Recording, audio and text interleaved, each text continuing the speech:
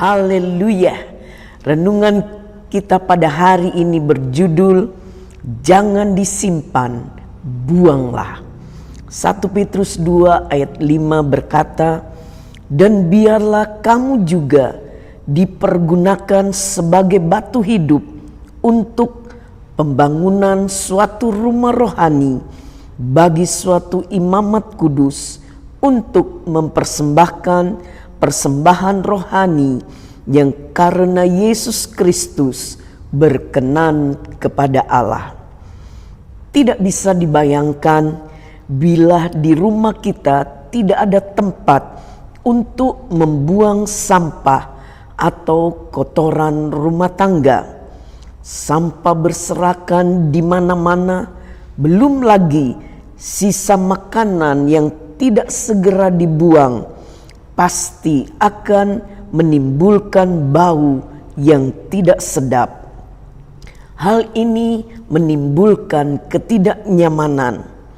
Jangan sekali-kali memandang remeh orang yang bekerja mengambil sampah di rumah kita.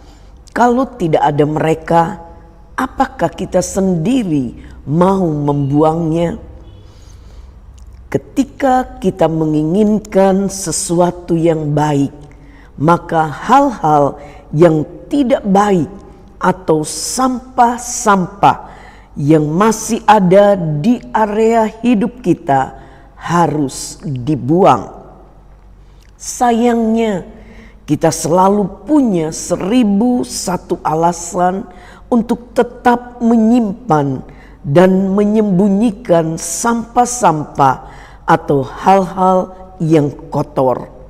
Rasul Petrus menegaskan bahwa agar hidup kita dapat dipakai sebagai batu hidup yang berfungsi untuk pembangunan suatu rumah rohani bagi suatu imamat kudus, kita harus berani membuang sampah-sampah di dalam hidup kita.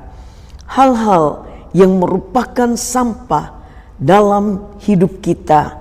Di dalam 1 Petrus 2 ayat yang pertama, karena itu buanglah segala kejahatan, segala tipu muslihat, dan segala macam kemunafikan, kedengkian, dan fitnah.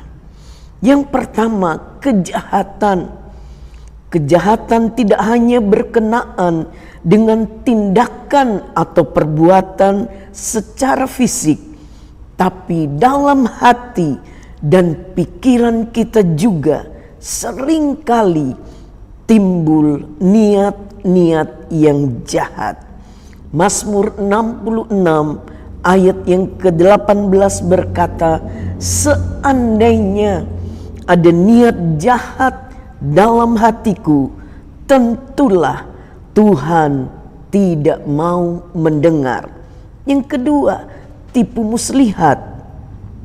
Walaupun dunia ini dipenuhi dengan tipu muslihat, orang percaya dituntut untuk tidak terbawa arus dunia ini.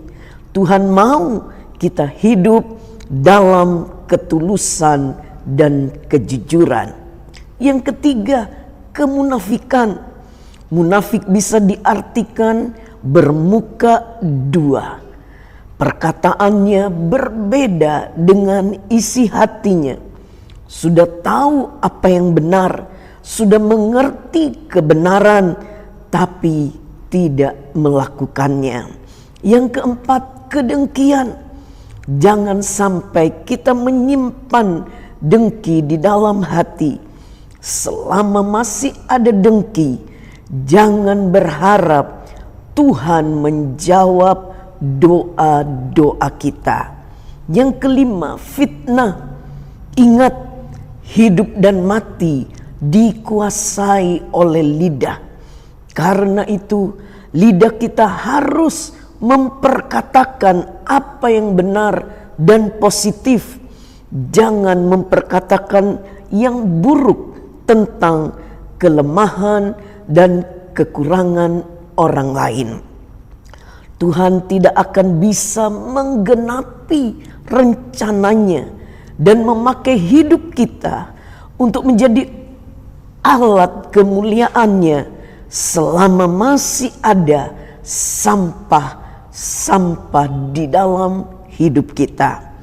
Tuhan menghendaki kehidupan kita bersih dari segala yang jahat, karena Dia sudah menebus hidup kita dan mengangkat kita dari lumpur dosa.